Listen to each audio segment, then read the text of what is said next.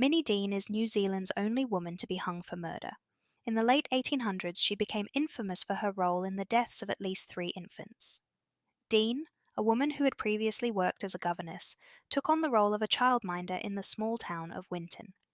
She would advertise for young children to care for, often enticing young mothers with promises of a better life for their babies.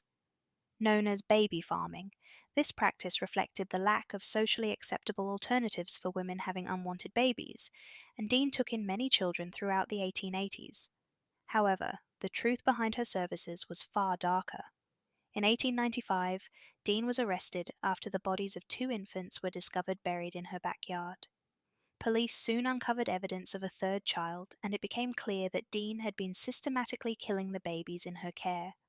She suffocated the infants, often placing them in a small box or wrapping them tightly to conceal the bodies. Her motives remain unclear, though it's believed she may have been driven by financial gain or a deep personal desperation.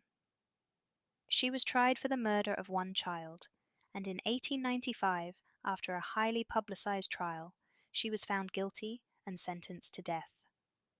On August 12, 1895, Minnie Dean was hanged at the age of 50. Her execution remains one of the darkest chapters in New Zealand's history, and her name is still associated with the brutal crimes she committed. Still, the question remains: did she really do it, or was she a victim herself?